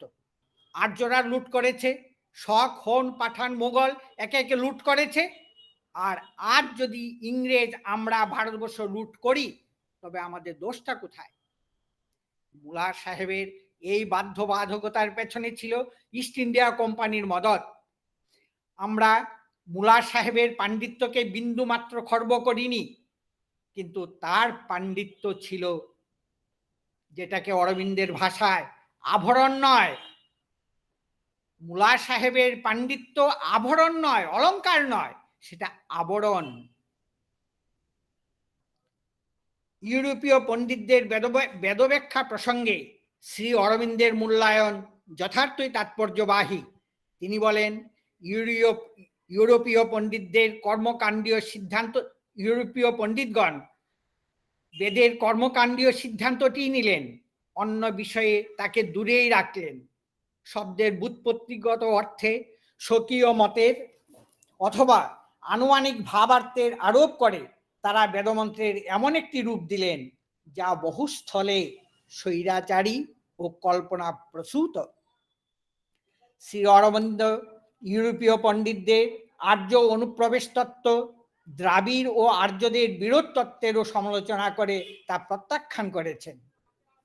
শ্রী অরবিন্দের ভাষায় ভাষাভেদের সূত্র অনুসরণ করে তারা এই সিদ্ধান্তে পৌঁছলেন যে আর্য জাতি উত্তর দেশ থেকে এসে দ্রাবিড় ভারতকে আক্রমণ ও জয় করে। এরূপ ঘটনার স্মৃতি কিন্তু ভারতে পরম্পরাগত প্রবাদের মধ্যে পাওয়া যায় না। এরূপ ঘটনার উল্লেখও নেই ভারতের কোনো মহাকাব্যে অথবা অভিজাত সাহিত্যে। ম্যাক্সমূলার প্রমুখ পাশ্চাত্য পণ্ডিতদের বেদব্যাখ্যাকে কটাক্ষ করে আচার্য দয়ানন্দ সরস্বতী বলেছিলেন, এ যেন শিশুর অপটু পদচারণা।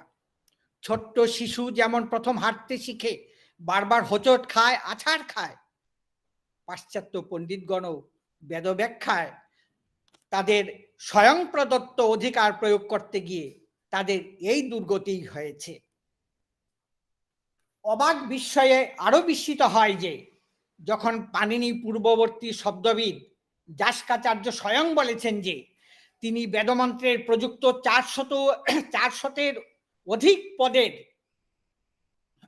নির্বচন ও অর্থ বিশ্লেষণ করতে সমর্থ হননি। আমাদের একটু চিন্তা করা দরকার। নিরুক্তকার যাস্ক বলছেন আমি 400 অধিক বেদমন্ত্রের পদের অর্থ বিশ্লেষণ করতে সমর্থ হয়নি, আর সেইখানে আমাদের পাশ্চাত্য পণ্ডিতগণ সমগ্র ঋগ্বেদের ব্যাখ্যা বিশ্লেষণ করে চলে গেছেন।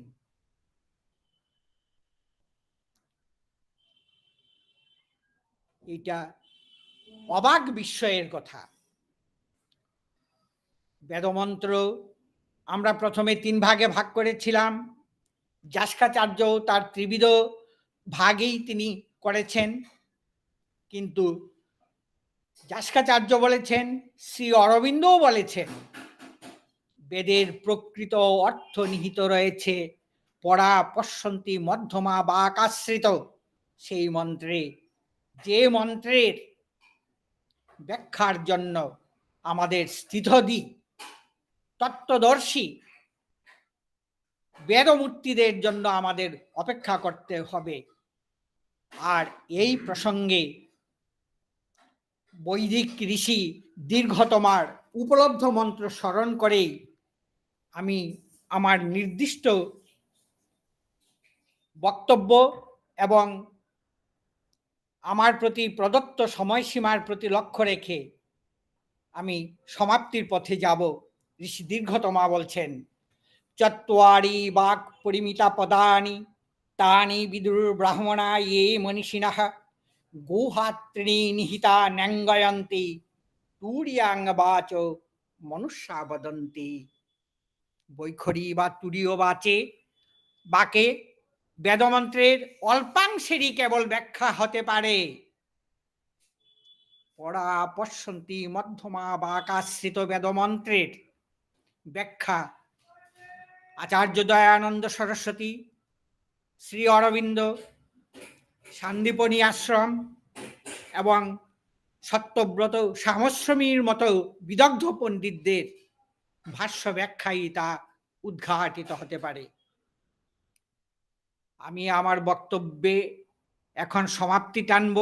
আমার বক্তব্যে যদি কোনো রূঢ়তা বা ইতিহাসের পক্ষে অসত্যসন্ধ কোনো বক্তব্য থাকে, উপস্থিত পণ্ডিতবর্গ তা ধরিয়ে দিলে আমি কৃতার্থ হব। আর আজকের এই সভাপতি সকলের প্রতি আমার সশ্রদ্ধ প্রণতি থাকলো যে আমাকে আমার মনের কথা ব্যক্ত করার একটু সুযোগ দিয়েছেন, যেটা বেদ আমার বিষয় নয়, আমি আমার অনধিকার চর্চা করা, যেটা যতটুক চর্চা করতে পারছি আমার আচার্যদেব অধ্যাপক ডক্টর সীতানাথ দে মহোদয়ের আশীর্বাদে। তাই পড়াশোনা করতে গিয়ে, পড়াতে গিয়ে নিজেও একটু লেখাপড়া করি, সেই সুবাদে যতটুকু আমার মনে হয়েছে ততটুকুই আমি এইখানে উপস্থাপন করলাম। নমস্কার। সর্বেষাং মঙ্গলং ভূয়াৎ। धन्यवाद। अत्यंतं दुर्बोध गम्यमपि विषयम् अत्यंतं सहजतया सुबोधगम्यतया प्रतिपाद्य अस्मान् अनुगृहीतवन्तः।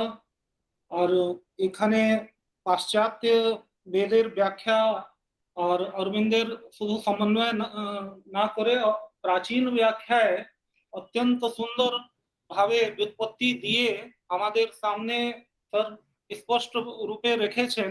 অত্যন্ত আমরা কৃতজ্ঞ আছি। আর এরপর একটা ইন্টারাকশন সেশন আছে, তো ইন্টারাকশন সেশনে আমি প্রাচার্য স্যারকে রিকোয়েস্ট করছি কি উনি এখন আগে যত ব্যাখ্যান হয়েছে ওর উপরে একটু সংক্ষেপীকরণ করে আমাদের সার রূপে রাখবেন, যেহেতু পরের যা ব্যাখ্যান আসছে ওখানে আমাদেরকে আর লাভ হোক। আর একটা ইন্টারাক্টিভ সেশন শুরু হবে, তো স্যারকে রিকোয়েস্ট করছি একটু কিভাবে হবে আমাদের সামনে প্রস্তুত করুন স্যার। हाँ हाँ द्विवेदी जी, अभी तो हम लोगों के पास पर्याप्त समय है जो इंटरैक्टिव सेशन के लिए हम लोगों ने रखा था, क्योंकि is it okay if I speak in Hindi? Hindi सभी फॉलो कर सकते हैं? Yes, sir. Yes, sir. I can follow it, but I am very sorry. I am not frequent in Hindi. আচ্ছা, অসুবিধা নেই স্যার, আমি বাংলা হিন্দি মিক্স করে বলবো। না না, আপনি হিন্দিতে বলুন, আমরা বুঝতে পারবো স্যার।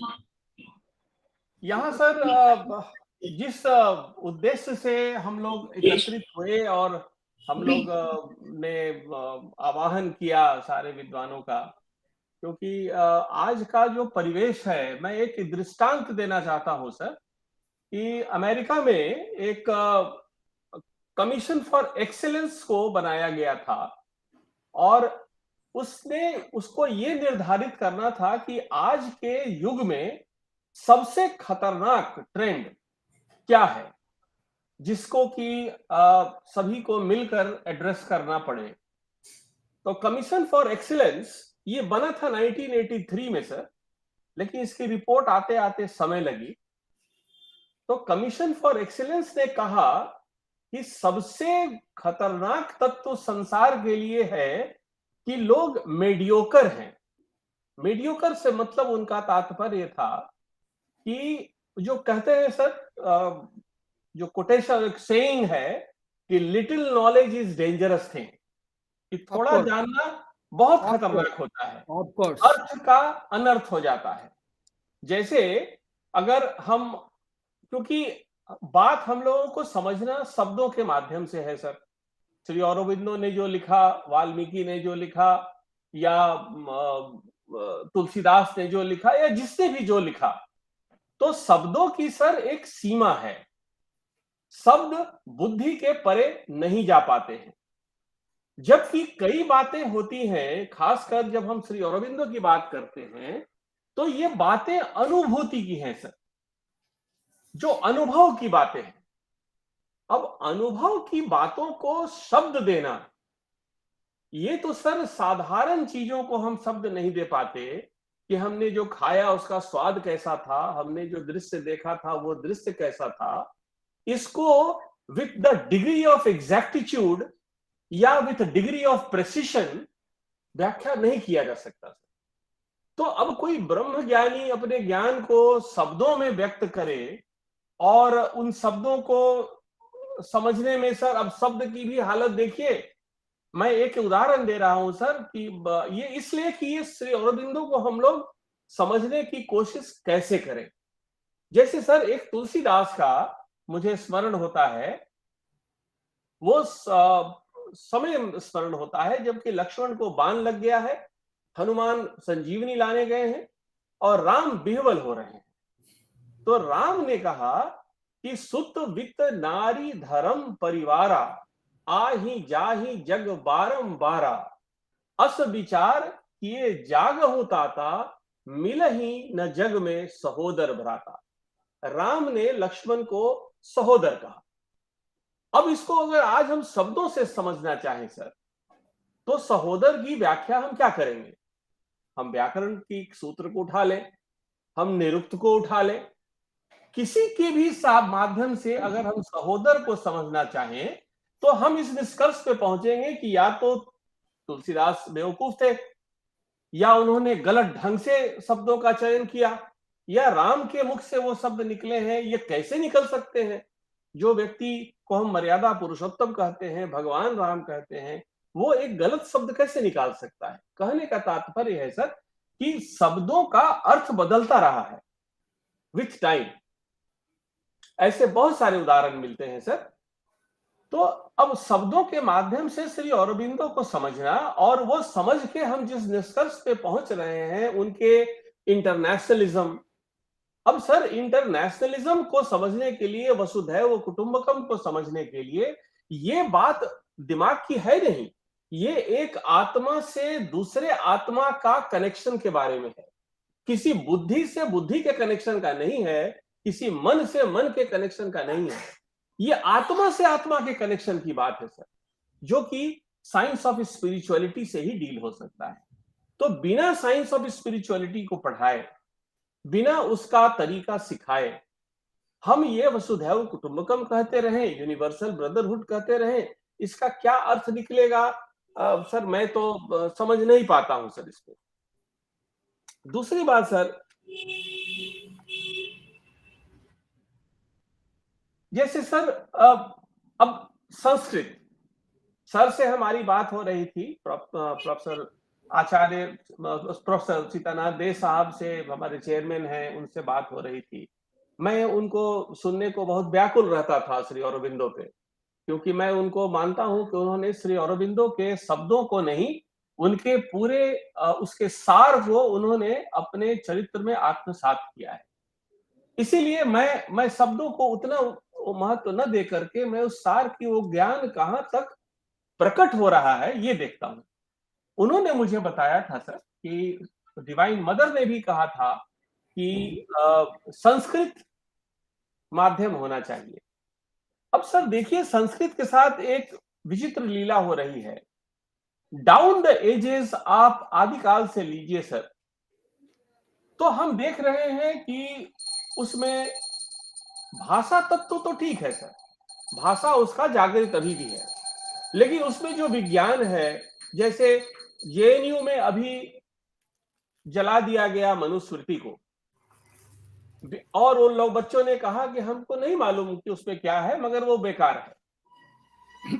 आज के लोगों का जो श्रद्धा दिखता है कर्म कांड पे, जो कि हमारा एक विज्ञान हुआ करता था, ये भी लुप्त हो रहा है। संस्कृत, तो संस्कृत का मतलब क्या सिर्फ भाषा है, या संपूर्ण संस्कृति को हम एक नाम देते हैं संस्कृत? क्योंकि उसमें तो चरक संहिता भी है, उसमें सुश्रुत भी है, जिसका सहारा लेकर के हमने 6th सेंचुरी बीसी में देखा है कि ब्रेन सर्जरी तक हुई है। तो ऐसे में सर संस्कृत शब्द जो यूज किया गया श्री औरोबिंदो के समय कि संस्कृत को प्रचार करो, प्रसार करो, तो या कि भाषा तत्व की बात है, माने सिर्फ लिंग्विस्टिक पैटर्न की बात है, या उस पूरे मैसेज की बात है? तो सर मैं कभी कभी कंफ्यूज हो जाता हूं कि इन शब्दों को लेकर के। तो अब इसका तो सर बता सकते हैं बेहतर। सर आज हम हमारे बीच में हैं, तो और हमारे जैसे नादान अगर और भी कोई हो तो अपना प्रश्न रख सकते हैं सर के पास, और सर अभी हमारे पास समय है, उसका सदुपयोग हो जाएगा, हमारा मार्गदर्शन भी हो जाएगा।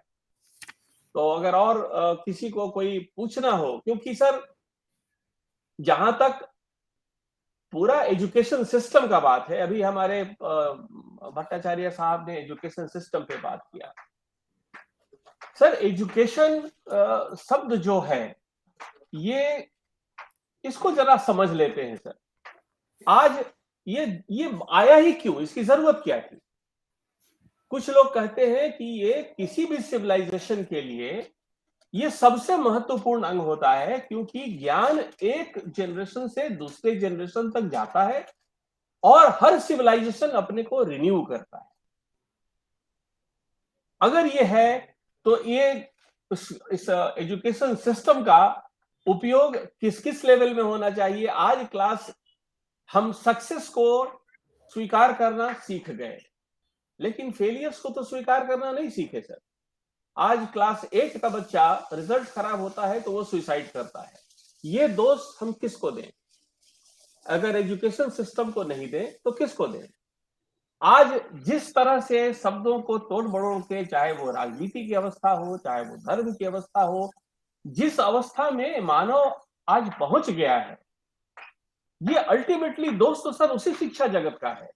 तो उस पर कोई काम क्यों नहीं होता है कि अगर श्री औरोबिंदो ने कहा है श्री अरबिंदो ने बिल्कुल कहा है सर, उन्होंने उस 4 लेयर की बात की है कि कैसे शिक्षा का होना चाहिए। शरीर माध्यम खलु धर्म साधनम, पहले आप शरीर को देखिए, शरीर को देखने के बाद फिर आप अपनी कैपेसिटी टू लर्न को बढ़ाइए, क्योंकि हर समय नए जनरेशन के नॉलेज आ रहे हैं। कंप्यूटर हमारे बचपन में नहीं था, आज के बच्चों के पास कंप्यूटर है। तो सीखने से उन सभी दिए जो शास्त्र में दिए हुए हैं उनको कंठस्थ करने से ज्यादा जरूरी है सर उनके एप्लीकेशन को जानना, ताकि जो आज की शिक्षा नीति भी कहती है ये भी पूरा इग्नोर्ड है। और जो छोटी छोटी बातें हैं सर जो जीवन को बहुमूल्य बनाती हैं, आप जो आज स्वच्छ भारत अभियान चल रहा है, या एक आप देख हमारे पास तो शास्त्र है सर कि एक डायलॉग कैसे होना चाहिए। कृष्ण और अर्जुन इतना प्रश्न किए, इतना उत्तर दिए, कृष्ण के सारे उत्तरों को अर्जुन ने काट दिया, कहीं झगड़ा तो नहीं हुआ। आज आप टीवी डिबेट देखें, वहां पर एक छोटे से मुद्दे पर कितना झगड़ा होता है। हमारे पास वो शास्त्र अवेलेबल है, सप्तदश भूमि शास्त्र, जिसमें कि डायलॉग की ये परंपरा है कि हम कैसे सिखाएं लोगों को डायलॉग करना। आज वो हमारे सिलेबस में क्यों नहीं है? आज कोई भी शरीर को स्वस्थ रखने के, मन को स्वस्थ रखने के कोई भी आयाम शिक्षा जगत में नहीं है। तो सर ये चीजों को जो ग्रॉसली इग्नोर किया गया, मैं कभी कभी बड़ा आश्चर्यचकित हो जाता हूं कि आखिर जो इतने यूनिवर्सिटी सिस्टम चले, इतने प्रोफेसर हुए, इतने शिक्षाविद हुए, और ये हासिल हुआ सर। तो ये अपनी व्यथा को मैं यहाँ पर प्रकट कर रहा हूं सर। तो अब क्लीनलीनेस है, वर्क एथिक्स है। अब वर्क एथिक्स सर, आप जापान के वर्क एथिक्स को देखें, कहां का कहां पहुंच गया। इंडियन वर्क एथिक्स, एक सरकार हमसे पैसा लेकर के जिस रेल रोड को बनाती है, उसी रेल रोड को हमारे ही लोग उखाड़ देते हैं। अब ये कहां का ज्ञान है? कहते हैं योग कर्मसु कौशलम, कहां का कुशलता से काम, कौन से सेक्टर में कुशलता से काम हो रही है? तो योग को हमने कहां सिखाया? जिस तरह सर कर्म और कर्म योग में फर्क है, तो ये फर्क को तो ये बताना होगा, और ये जिम्मेदारी शिक्षा जगत की है। ये लेकर के मैं आज आप लोगों के समक्ष उपस्थित हुआ हूं। तो बड़ी बात तो सर वो वसुधैव कुटुंबकम और श्री अरबिंदो को याद करना, मुझे लगता है कि उनके बायोग्राफिकल डिटेल्स को याद करना नहीं है, उनके दिखाए हुए जो मार्ग हैं, जिस मार्ग पे चलना अनिवार्य है ताकि जीवन सुखमय हो, वो जरूरी है। उनका जन्म का तारीख, उनके जन्म का वर्ष हम मुझे याद रहे ना रहे, लेकिन उनके वचन याद होने चाहिए। आज सर सारे गुरुओं ने एक ही बात कही, लेकिन सभी गुरु के शिष्य अलग अलग संप्रदाय बना दिए और आपस में लड़ रहे हैं। एक शंकराचार्य दूसरे शंकराचार्य से झगड़ा कर रहे हैं। तो सर कहां ये लुप्त हो गया है, और क्यों लुप्त हो गया है, और अगर हुआ है तो आज का शिक्षा जगत मौन क्यों है इस पे? ये सर मेरा कहना है। और श्री अरबिंदो से ज्यादा बेहतर मुझे नहीं लगता है सर। मैं उनको एक स्पिरिचुअल साइंटिस्ट मानता हूं, जिन्होंने एक कंक्रीट तरीका बताया है सर। लेकिन अफसोस ये है कि शिक्षा जगत में हम लोग उसको नहीं रख पाए, ना वो स्टडी करिकुलम में आ पाया। मन को कैसे मजबूत करें पता नहीं, शरीर को कैसे मजबूत करें पता नहीं। कुछ तथ्य हैं जो कि कुछ फैक्ट्स को हम लोगों ने मेमोराइज कर लिया। आज सर नई शिक्षा नीति में जब कहा गया कि भाई तो गूगल में सारा फैक्ट है, आप रट के क्या करेंगे, तो अब उसके इंटरप्रिटेशन को समझाओ, तो टीचर्स ट्रेनिंग एक बहुत बड़ा प्रॉब्लम हो गया है सर। तो ये सब समस्याएं हैं जिनको कि अगर थोड़ा प्रकाश इस पे डाला जा सकता, और भी हमारे हो सकता है हमारे कलीग बैठे हैं, इनके मन में भी कुछ जिज्ञासा हो, तो मिश्रा जी या और सरंगी जी, अगर सुधाकर जी भी हैं, आप लोग के मन में अगर कुछ हो तो सर के समक्ष रखें, ताकि आने वाले सत्रों में उस पर भी कुछ प्रकाश डाला जा सके। सर मेरा सर कुछ प्रश्न है सर, कर सकता हूँ? जरूर जरूर जरूर। सर जो আমরা স্যার দেখি যে বেদের অনেক প্রকার ইন্টারপ্রিটেশন স্যার আমরা দেখছি, যেরকম আচার্য সায়নের মীমাংসা ওরিয়েন্টাল ইন্টারপ্রিটেশন আমরা দেখছি, পতঞ্জলিও কিছু কিছু বৈদিক মন্ত্রকে নিয়ে খুব সুন্দর একটা গ্রামার ওরিয়েন্টাল ইন্টারপ্রিটেশন করেছে। ঠিক তেমনি যদি আমরা দেখি বিদেশি বিদ্বানগুলি, ওরা কি করেছে না একজ্যাক্ট মানে শব্দ অনুসারে যে অর্থগুলি হয় আবিধানিক অর্থ অনুসারে ওরা একটা ইন্টারপ্রিটেশন দিয়েছে, তার ভিতরেও ফরক আছে। ঠিক তেমনি ভারতেরও কিছু লোক আছে, যেরকম বেদের একটা শিবপরক ইন্টারপ্রিটেশন আছে, আচার্য অরবিন্দের যদি আমরা দেখি একটা সাইকোলজিক্যাল ইন্টারপ্রিটেশন আছে।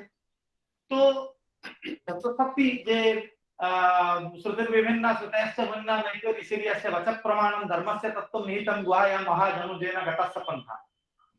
तो मेरा सर यहाँ सर यहीं पे सर संदेह हो जाता है एक्चुअली जो इतने प्रकार के इंटरप्रिटेशन है। अभी जनेश दा भी कुछ समय से पहले हम लोगों को भी बोले बहुत अच्छी अच्छी चीज को उठाए, जो मोक्षमूलक का मैक्स मुलर का इंटरप्रिटेशन का स्टाइल को लिए, ग्रीक वगैरह का इंटरप्रिटेशन स्टाइल को लिए, दयानंद और इनका सायन का भी इंटरप्रिटेशन स्टाइल को लिए, और आते आते अरविंद तक भी आए। तो यहाँ जो अरविंद जी का जो इंटरप्रिटेशन है उमर फिलोसफी का, तो अगर सर अगर अरविंद जी का जो वेद के ऊपर जो विशेष विशेष जो व्याख्या का जो शैली है, अगर इसके ऊपर अगर सर अगर आप सर आलोकपात कर पाते हैं संक्षेप में, तो हम लोगों का सर ज्ञान सर थोड़ा परिवर्धित होगा। दूसरी बात है सर, अरविंद जी का जो संस्कृत का जो शैली है, कई सब ग्रंथों में उनका पढ़ा हूं संस्कृत में, जो उनका जो अपना रचना भी देखा हूं, जो इतना सहज एवं सरल जैसे कालिदासीय भाषा है। आज हम लोग बाणभट्ट को इसीलिए याद नहीं कर रहे हैं कि वो काठिन्य के कारण, कालिदास से कई गुना भारी पंडित थे बाणभट्ट, लेकिन आज कालिदास सर्वाग्रगण्य हो गए भाषा के कारण, सावलीलता के कारण। तो ये जो भाषा का जो शैली है अरविंद जी का, चाहे संस्कृत हो चाहे बांग्ला हो, उनका अंग्रेजी थोड़ा कठिन है वो तो नो डाउट, ये दोनों जो ये है भाषा के संदर्भ में, और उनका जो अंतर्निहित तत्व है जो समझाने के लिए चाहते हैं, वो किस शैली को लेकर चलते हैं, चल पड़े हैं। अगर इसको लेकर आधुनिक नई शिक्षा नीति के संदर्भ में अरविंद जी का जो भाषा शैली है, शिक्षण शैली है, प्रबोधन शैली है, व्याख्यान शैली है, अगर थोड़ा सा कोरिलेट कर पाए तो हम लोगों का सर थोड़ा ज्ञान समृद्ध होगा। सर यही थोड़ा दो प्रश्न सर मेरे मन में भी सर था। ठीक है सर, प्रणाम।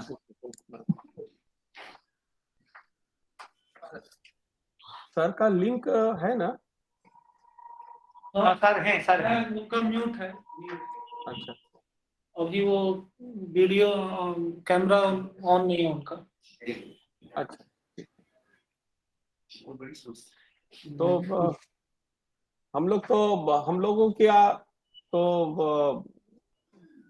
सर के तक ही आवाज, सर के तक ही हम लोग बातों को पहुंचाते हैं, तो सर को लगता है सर जब तक सर प्रिंसिपल सर जब तक सर से माने हम लोगों को आशीर्वाद इस विषय में ना मिल जाता है, आप अगर उसी बीच में आप अगर सर हम लोगों का शंका का समाधान का थोड़ा ये कोशिश सर अनुग्रहित होंगे। हम लोग तो समाधान एक दूसरे से बात करते रहते हैं। आज हमारे बीच में जनेश बाबू हैं, तो पहले जो एक्सपर्ट्स हैं उनके पास हम लोग ले जाएं मैटर को, उसके बाद क्योंकि जब वो उपस्थित हैं तो उनके अथॉरिटी, तो उनके सामने हमारा ठीक नहीं रहेगा बोलना। तो पहले ये हेलो हेलो हाँ सर, শুনতে পাচ্ছি স্যার। স্যার সুমেশ জি, আপনি একটু আগে সেই এডুকেশন সিস্টেম সম্পর্কে বা আমাদের এই মানে আমাদের ইন্টেলেক্ট এবং আমাদের প্রেজেন্ট স্টাডি সম্পর্কে একটু বলেছিলেন। এই প্রসঙ্গে যদি আমি একটু সময় পাই 10 মিনিট। স্যার বলুন, স্যার বলুন। আচ্ছা স্যার, রিসেন্টলি আমার একটা মানে বুক পাবলিশড হয়েছে বসুধৈব কুটুম্বকম, এবং সেটা এগেন কনগ্রাচুলেশন। এটা আমরা জানি স্যার, আপনার বই মেলাতে বোধহয় হয়েছে না? হ্যাঁ, এবং সীতানাথ বাবু করেছেন স্যার। সেখানে আমি কোট করেছি বেঙ্গালুরের দুজন আপনার এই মানে রিসেন্ট ওরা রিসার্চ করছেন এবং সেখানে আমাদের ইন্টেলেক্টকে, ইন্ডিয়ান ইন্টেলেক্টকে কিভাবে আপরাইজ করা যেতে পারে, তাদের তাদের এটা ফাইন্ডিংসটা যদি একটু বলার সুযোগ পাই তো ভালো হয়। হ্যাঁ, সব বলুন স্যার। স্যার আচ্ছা, ব্যাঙ্গালোর থেকে যারা ওটা করেছেন, দুজন প্রফেসর বাসুদেব মূর্তি ও প্রসন্ন কুমার মিশ্র, তাদের রিসার্চের ফাইন্ডিংসটা হলো, for historical reasons the achievement of ancient Hindus in various fields of science and technology are not popularly known to Indians. The recent research by Sri Dharampal and others has shown that the colonial invaders and the rulers had a vested interest in distorting and destroying the information regarding the possible aspects of Hindu culture. The conventional understanding today is that Hindus were more concerned about rituals, about spirituality, and the world above or the world after death. That Hindus were unequally materialistic people, that India was the industrial workshop of the world till the end of the 18th century.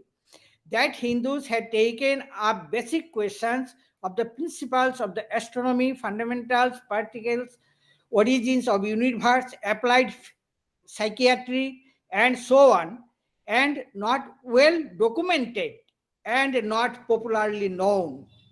That ancient Hindus have highly evolved technologies in textile engineering, ceramics, painting, weaponry, climatology and meteorology, architecture, medicine and surgery, metallurgy, engineering, civil engineering, town planning, and similar other fields is known only to a few scholars even today.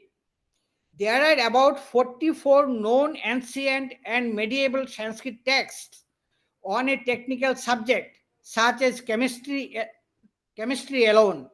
The information about the science and technological heritage of India is embedded in the scriptures, the epic, and in several of the technical texts.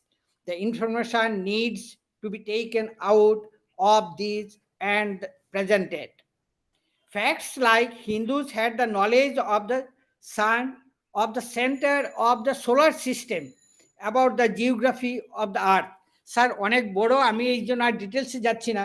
এবার আমাদের যেখান থেকে যতদূর মানে আমাদের responsibility থাকে এবং যদি কারুর কিছু থাকে, আমাদের যে হিডেন যে ট্রেজারগুলো আছে বা পাবলিশড হয়েছে, যেগুলো আনপাবলিশড অবস্থায় আছে, সেগুলাকে আমাদের স্টুডেন্টদের সামনে আমাদের নিজ মানে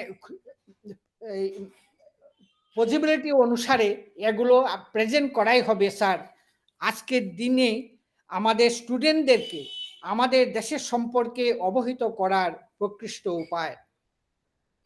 thank you sir. Thank you sir, thank you. आपको लगता है कि